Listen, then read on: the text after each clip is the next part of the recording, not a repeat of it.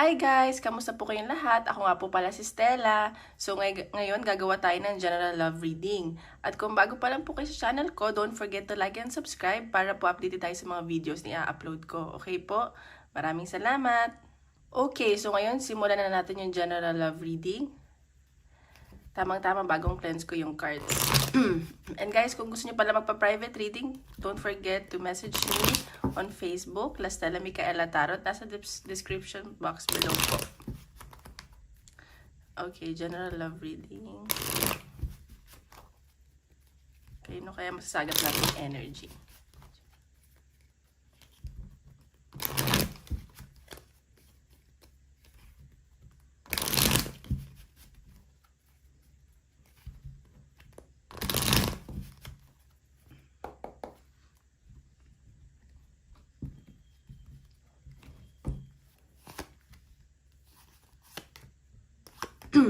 Okay.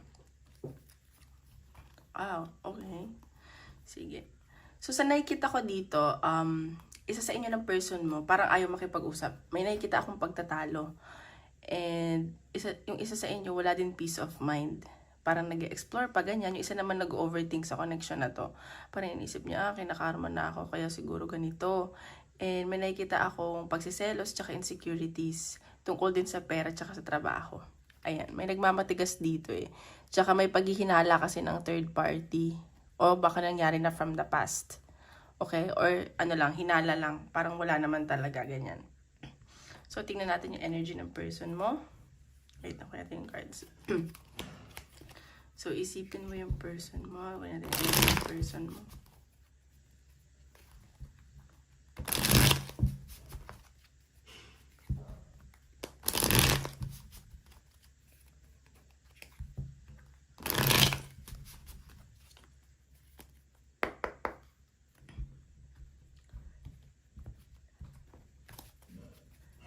Energy. Okay. Okay. So, ngayon nakikita ko yung person mo maraming tinatago sa'yo. Or may mga kinakatakutan siya na i-reveal sa'yo. Siguro, parang baka daw magalit ka, kaya itinatago na lang niya. Basta may mga kasinungalingan at takot siyang tinatago, ganyan. Bilis ah. Okay, sa ngayon, parang may mga kinakausap siya na kaibigan. And parang iniisip niya kung i-workout pa ba niya to, ganyan. Or yung sa inyo, yung connection nyo. And nakikita ko dito, busy din to sa trabaho.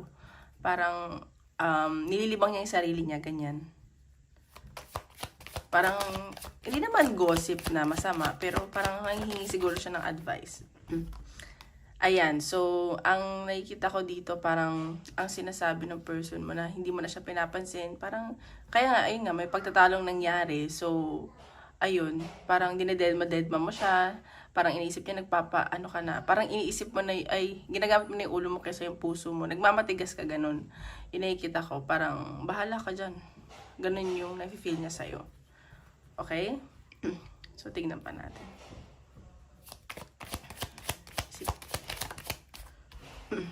Okay, so sa nakikita ko dito, namimiss ka nitong person mo. And iniisip niya yung mga memories nyo, yung past ninyo. At kung may anak man kayo or may alaga kayong pets, iniisip-isip niya yun na parang gusto niyang bumalik sa'yo. Yan, baka mag-reach out to sa'yo at ano yun, parang patawarin mo na ako, humingi siya ng forgiveness, ganyan. So parang ikaw, magmamatigas kayo, parang hindi din siya agad mangyayari. Pero sobrang namimiss ka ng person mo. Okay. So, nakikita ko dito, nag-aantay ito sa'yo. It's either magkalayo kayo or gusto niya mag-travel papunta sa'yo. Pero iniisip niya kung papaano. Ganyan. And, nag-ano lang to, parang nag-aantay lang. And sa ngayon, wala siyang ginagawang actions. Tapos, basta magkalayo kayo ng person mo. Nag-aantay lang siya. Or ikaw pupunta sa kanya. Or siya mag-travel. Oops, ang dami. Tingnan natin. See? So, ito, sabi ko nga, nagpapaka-focus siya sa work, which is totoo. Parang nililibang niya yung sarili niya. And kahit sobrang dami niyang trabaho, at the back of his or her mind, ikaw pa rin yung iniisip niya. parang, alam mo yun, talagang kahit nagtatrabaho siya, parang sumisegue ka talaga sa isip niya. And parang hindi siya nakapag-focus sa work. Pero, ayun, sobrang sinusubsob niya yung sarili niya sa trabaho para hindi kanya maisip. Oops, sabi. Ayan. See, iniisip-isip ka ng tao na to. And nafe-feel niya na parang napapakasaya ka na sa work. Or may mga offers sa'yo, maganda yung kaperahan mo. Tapos siya, parang gusto niya mag-offer sa'yo, pero hindi niya alam paano siya mag-offer. Kasi nga, siguro maraming din nagkakagusto sa'yo. And sa nakikita ko, nagpo-focus talaga to sa trabaho niya. Parang, alam mo yung dinidistract niya yung sarili niya, ganun. And, deep inside his or her heart, mahal ka nitong tao to. Gusto niyang lumapit sa'yo, gusto niyang mag-offer, ganyan. And, pero parang nag-iisip lang siya. Hindi lumabas. Papa. Tsaka baka operan ganito ng parang financially, ganyan. Na yun ang sense ko. See, and itong person mo, decidido talaga siya na kunin ka. Sobrang passionate at sobra yung attraction na nararamdaman niya sa'yo. Alam mo yun, parang naghahanda lang to nag-iipon lang to ng strength para maka-move sa'yo. Ganun yung nasa sense ko. Sobra yung yung attraction tsaka parang yung passionate na nararamdaman niya sa'yo. Ganyan. Okay? So, tingnan natin yung side mo naman. Energy mo.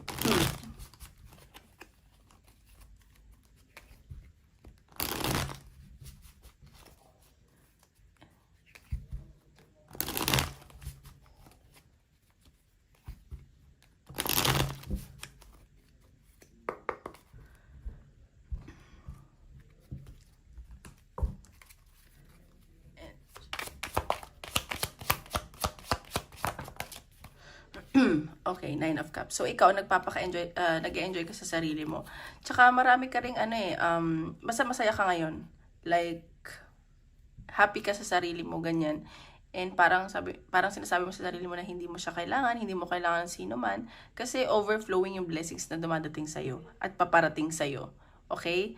And, sobrang okay ng energy mo ngayon. Like, you feel very blessed, beautiful.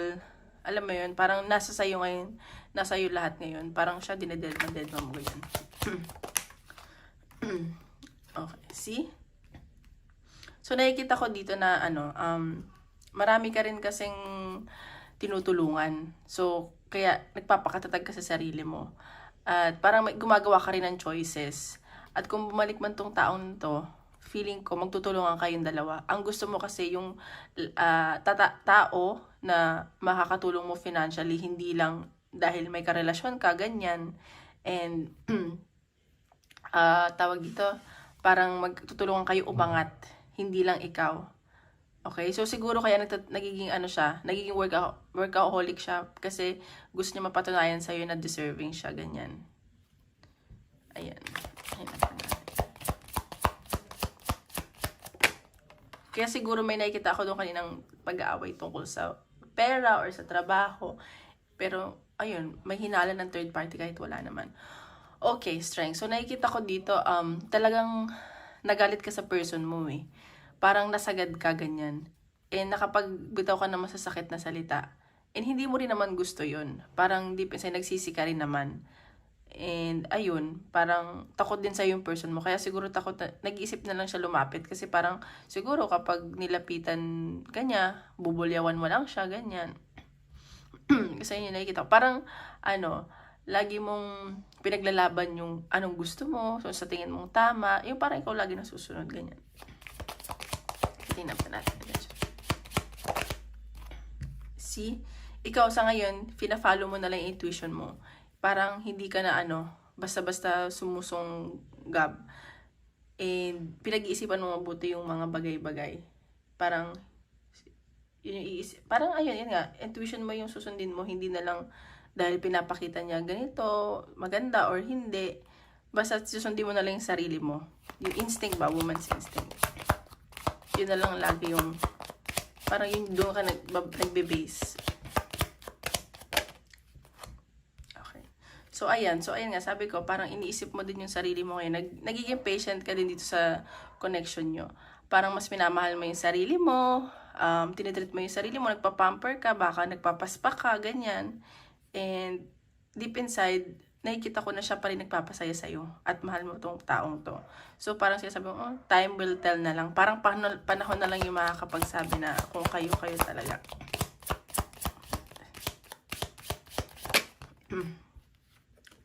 See, Seven of Swords. So, ano kasi ikaw parang you felt betrayed sa connection nyo. Parang feeling mo binetray ka niya.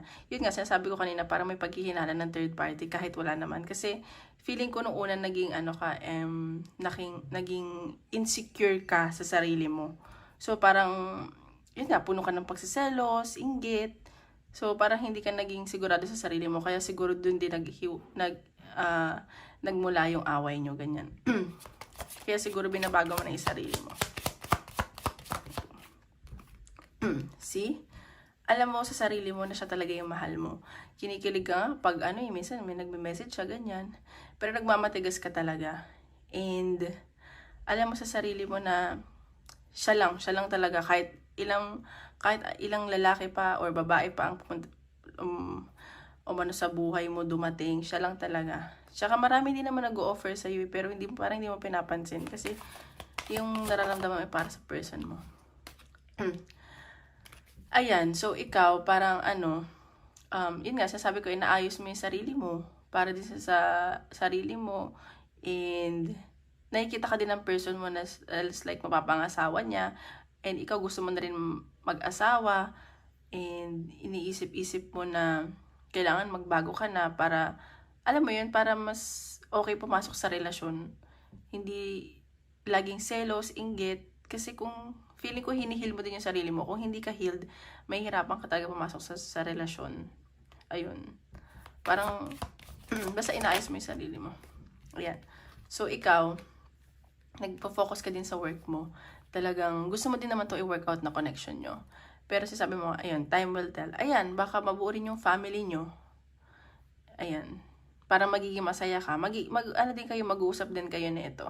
May new beginning ako na nakikita para sa inyong dalawa. And, i-work out nyo to, and also financially. Parang gusto mo kasi ngayon, hindi lang love eh. Sa relasyon, hindi naman talaga nakakain ng pagmamahal. Alam mo yun? So, ayun ang nakikita ko. Parang magiging masipag kayo. Okay? So, tingnan natin anong possible na gustong sabihin sa'yo ng person mo. Possible na message sa'yo ng person mo.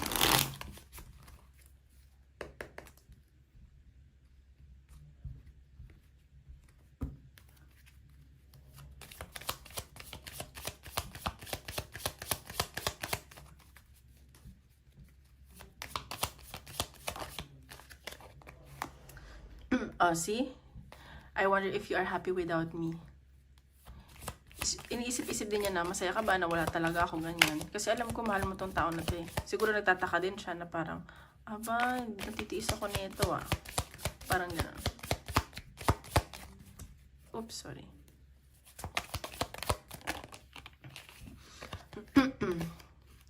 I want to feel that way again, see? So, gusto din niya talaga ng new beginning sa inyo. And gusto niya din i-work out to. Gusto niyang maramdaman ulit kung saan kayo nagsimula, paano kayo nagsimula, ganyan. O, see, mag-aantay lang to ng sign from you. Sabi ko nga sa'yo, nag-iisip-isip lang to eh. Kung hindi wala siya makikitang sign na parang gusto mo pa, wala yan. See, I bury myself in work to forget you. Tulad ng sabi ko kanina, kahit sobrang dami ng pinaggagawa niya sa trabaho, pumapasok ka pa rin sa isip niyan. Okay, try natin tignan yung outcome. Try lang natin.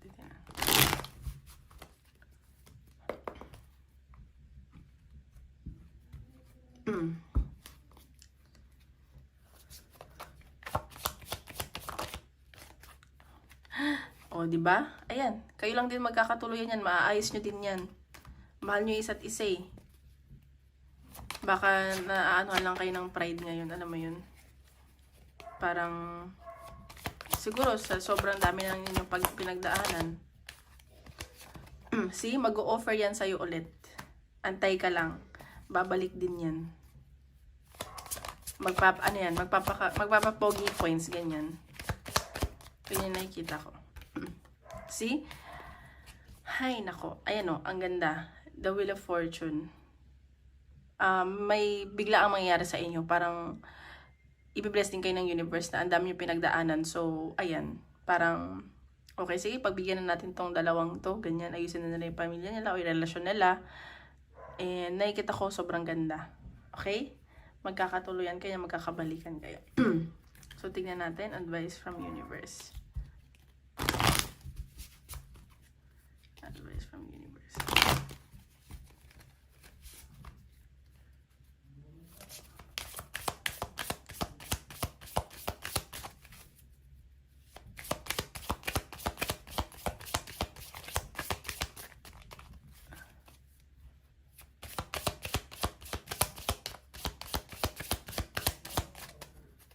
From universe. Okay, grace and gratitude. Through gratitude, joy expands. Okay, so ang pinapakita dito, ang sinasabi sa'yo, like, lagi ka lang maging thankful sa life. Okay? Kasi pag yun nga, sabi ko na, pag grateful ka sa mga bagay na nangyari sa'yo, at saka sobrang daming, dapat natin ika-grateful, maliit man yan o malaki. Kapag thankful ka sa life, lagi ka magiging masaya. Okay, kahit sobrang dami mong pinagdadaanan, kunwari, sobrang liit na bagay, thank you na may pagkain ka, ganyan, like ka magpasalamat sa Diyos o sa universe, kasi like, lalo ka nilang ibibless, lalo kang magiging masaya. See? Embracing enthusiasm, shout to the heavens with happiness. Ang sinasabi dito na, ayun, parang, kapag i-manifest mo lang na lagi kang masaya, para more blessings ang dumadating sa'yo, ganyan. At lagi kang magdadasal. Okay? Tingnan pa natin.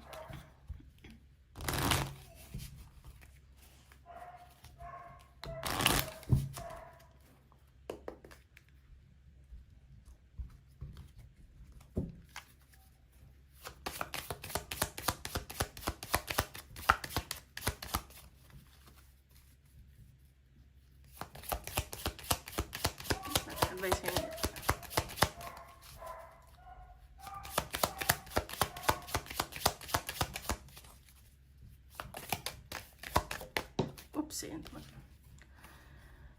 Let go of control and relax into flow.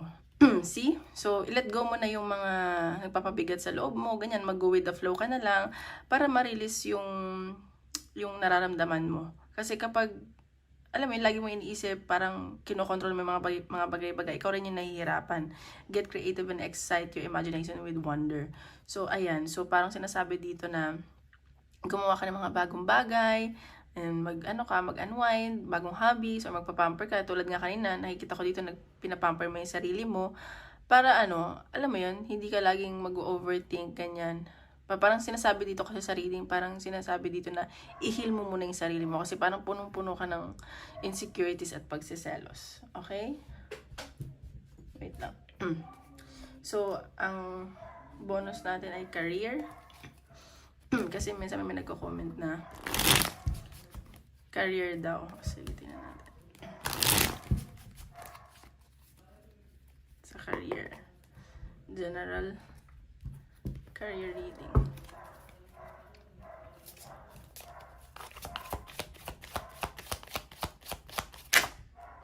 Okay. Ayan, sa career mo naman, huwag ka mag-alala kasi lahat ng dedication at paghihirap mo ay kumbaga may positive outcome. Like, magkakaroon ka din ng blessing. Like, alam mo yun, mag-focus ka lang and nakikita ko naman na committed ka sa trabaho mo. Parang, wag ka daw mag-alala. Saka, ang nakikita ko dito yung trabaho mo parang sa talent mo, ganyan. Maging patient ka, work hard, mag-work hard ka lang daw at ayan, so King of Wands. And nakikita ko dito na sa career, sobrang optimistic mo. And parang ano ka, maswerte ka sa business. Or kung wala ka mang business, nakikita ko dito na parang gusto mo mag-business. And kung mag-business ka, that's good kasi parang papatok siya kasi alam mo yun, parang ikaw yung mismo nag-aano sa business mo. Gusto mo talaga siya eh. Alam mo yun, like doon ka talaga, ikaw nakakapag-ano ng oras mo, ganyan. So, ayan, baka kung gusto mo mag-business, magbo-boom daw siya. At kung hindi man to sa business, mag-excel ka daw dyan as who you are, ganyan. So, ayan, sudden change. May nakikita akong sudden change sa career mo. And parang, hindi ko nakikita ang negative. Parang, ano ka lang, mag-grow ka lang dito. Parang ma-awaken ka, ganyan. And, tawag dito, sobrang, parang babaguhin yung buhay mo neto, ganyan. Hindi siya, for me, hindi siya negative. So, ayun lang. So, baka nga, ayun, dapat ka mag-business, ganyan. So, tingnan pa natin. Parang, yung changes na mangyayari sa career mo is, ano yun, from universe. Yun yung dapat mangyari. Uy.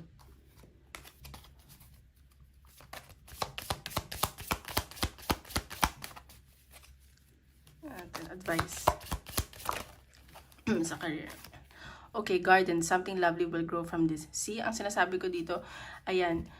So, kung gusto mo mag-business o dyan sa trabaho mo, kung nahihirapan ka man or gusto mo talagang mag-expand, huwag ka mag-alala kasi parang may magandang mangyayari dyan. At kung may pagbabago man sa career mo, something lovely will grow from this. Parang, ayun nga, magiging maganda yung outcome and it's from universe. Basta sobrang ganda ng reading ngayon. Ayan your potential is endless. Parang kahit madami kang kompetensya, nag-iisa ka lang. Ayan. So, tignan pa natin. Advice. Career.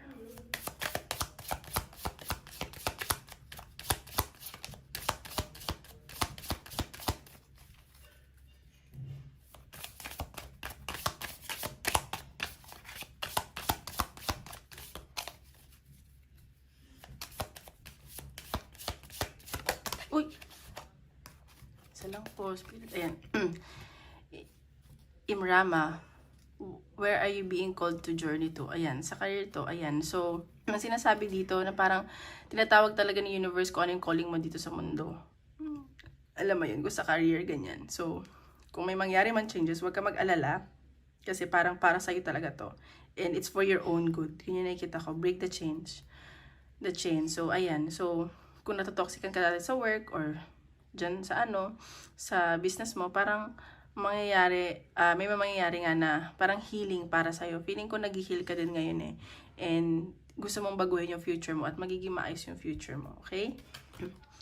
So, ngayon, isip ka ng tanong, tinatin na isagutin ng universe.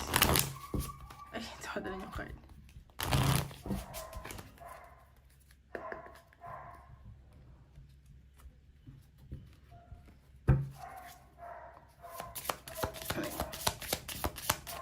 Isip ka ng tanong, tinatin ko na sa'yo.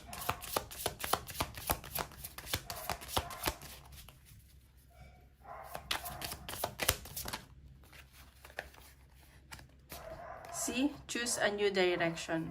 So, kung ano man yung tanong mo, ayan big and happy changes. Piliin mo yung makakapagpasaya sa'yo at magiging masaya ka doon. Okay?